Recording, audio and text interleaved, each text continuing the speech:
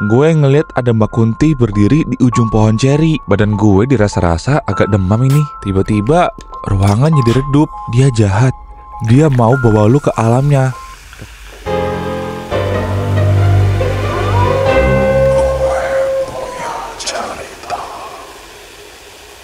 Peringatan, animasi ini dibuat dengan tujuan sharing pengalaman pribadi sang pengirim cerita. Dimohon untuk menghargai cerita tanpa menyudutkan beberapa pihak. Selamat menonton. Sobat GPC, pernah gak sih kalian ngerasa tiba-tiba merinding? Padahal suasananya lagi rame. Atau ngerasa tidur kalian berat banget, kayak ada yang nindihin. Hati-hati, bisa jadi itu bukan cuma mimpi buruk, tapi pertanda kalau ada sesuatu yang ikut pulang bareng lu ke tempat yang gak terduga. Makan micin sambil jalan. Kenalin, gue Olan.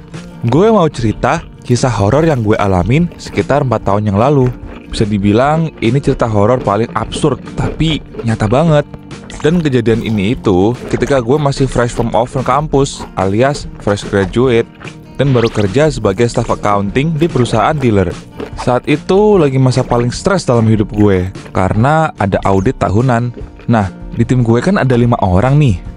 2 cewek yang namanya Siva dan Alfa, 2 cowok NPC yang literally gak ngapa-ngapain, dan gue. Waktu itu lagi masa audit eksternal yang diadain setahun sekali, tapi bikin otak kebakar.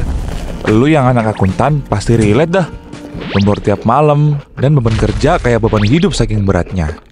Malam itu, gue dan rekan gue Siva lagi diskusi permasalahan kerjaan sampai malam banget. Dan ngeri dipecat kalau permasalahan ini gak selesai. Gue jabarin dah tuh sampai pagi. Tapi untungnya kelar sebelum jam 12 malam. Gue pun balik naik Vespa kuning kecintaan gue. Di sepanjang jalan, biasanya gue nyanyi-nyanyi, tapi ini gue melamun. Masih mumut banget mikirin permasalahan kantor tadi. Gue pun ngelewatin danau Sunter yang lagi macet-macetnya. Pas lagi enak-enak ngelamun, gue ngeliat ada Mbak Kunti berdiri di ujung pohon ceri. Kayak ulet teh gitu di pucuk. Mukanya ngeblur, gak kelihatan, tapi putih gitu kayak pocong dan kunti hybrid. Berhubung jalanan rame banget kayak isi kepala gue, jadi ya gue gak takut, tapi agak merinding sih. Dan bilang dalam hati gue, halu kali gue, capek bener ini mah. Selama beberapa menit, sampailah gue di kosan. Badan gue dirasa-rasa agak demam ini. Jadi ya gue bebersih aja gak mandi, dan langsung tidur. Di malam itu, gue ketindihan. Badan gue bener-bener gak bisa digerakin. Saat kayak gitu, gue ngedenger suara cewek, dan gue ngerasa ada Mbak Kunti yang tadi gue lihat lagi nari-nari di atas tubuh gue. Bajunya halus banget, kayak baju satin kondangan. Dan sesekali dia ngebelai gue. Dan itu, gue ngerasanya berlangsung lama banget. Gue berusaha bangun, dan pas bangun, gue lihat HP, ternyata gue tidur belum ada 5 menit. Tapi rasanya kayak satu episode film horor. Asli dah. Berhubung gue takut untuk tidur lagi, gue berusaha terjaga. Sampai akhirnya gue ketiduran. Gilanya, setiap gue ketiduran, hal yang sama terjadi. Begitu terus berulang-ulang sampai gue lupa ngitung udah berapa kali. Akhirnya ketika subuh, gue baru bisa tidur. Kaget banget pas gue bangun. Gue lihat jam udah 8:30. Alamat telat ini mah. Mana gue masuk jam 9 lagi. Langsung gue gas ke kantor gak pakai rem. Sampailah gue di kantor.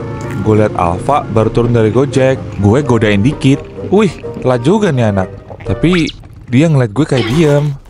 Gue mikir, mungkin ini anak gak denger. Abis parkir, gue ketemu lagi dia di tangga. Gue godain lagi lah. Parah lu telat. Sambil cengar-cengir. Tapi dia tetap nyuekin gue sambil lanjut ke atas. Gue heran, ini si Alfa kenapa ya? Apa marah sama gue? Apa lagi PMS? Bodo amat. Hari itu cuma ada gue, Alfa, dan Siva di kantor. 2 cowok NPC yang lain lagi audit di cabang. Gue diapit 2 cewek kayak juragan minyak. Hahaha. Lanjutlah kerja gue bareng Siva ke gudang spare part. Dan buat si Alfa, dia stay di ruangan sendirian. Selesai audit, gue balik ke ruangan buat ngadem.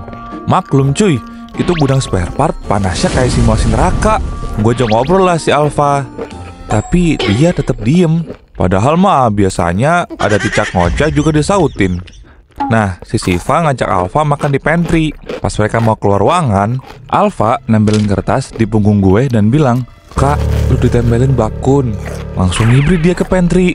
Pas mereka udah keluar ruangan, gue sendirian dong. Gue cabutlah kertas itu di punggung gue dan pesannya, "Dia jahat. Dia mau bawa lu ke alamnya." Respon gue sih bukan takut, lebih ke emosi. Di situ mulut gue lebih setan dari setan kayaknya. Gue maki-maki dah itu Makun. Padahal kelihatan sama gue juga enggak. Tiba-tiba ruangan jadi redup, lampunya kedap-kedip, disusul sama bau anyir yang nyengat banget. Gue tengok kanan kiri, gak ada yang aneh. Gue akhirnya tenangin diri dan sambil makan sendiri di ruangan. Setelah selesai makan, Siva sama Alfa ke ruangan. Dan si Alfa kelihatannya capek banget gitu. Mukanya kayak abis main treadmill seharian. Terus dia ngomong ke gue, "Udah aman kok." "Hah, aman apaan?" kata gue teh. Terus dia ceritain kalau dia dari pagi pas ketemu gue, dia udah ngeliat Mbak Kun nempel di gue.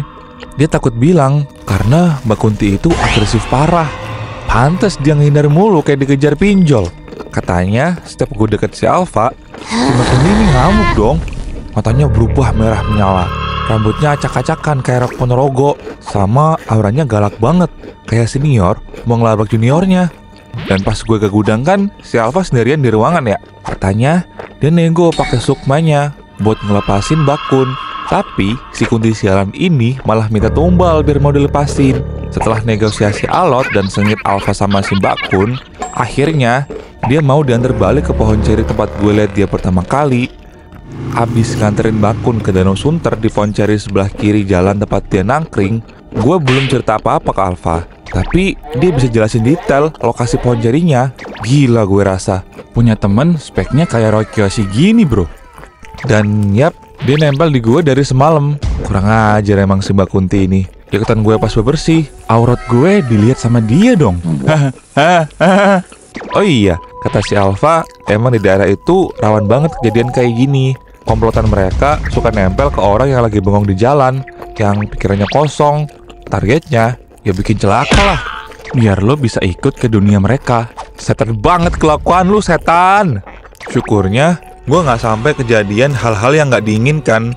Untungnya gue sebelum berangkat kemanapun selalu sempetin berdoa walaupun kesiangan atau bahkan habis pulang malam sekalipun.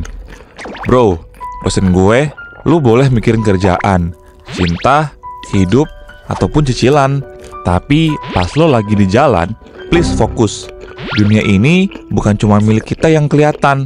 Ada yang ngintip, mereka nunggu celah. Jadi jangan kasih kendor brother. Thank you yang udah dengerin cerita ini. Kalau lo pernah ngerasa pernah ngalamin hal mistis, drop di kolom komen dan jangan lupa kirim ke email GPC ya. Sampai jumpa di episode GPC lainnya. Bye-bye.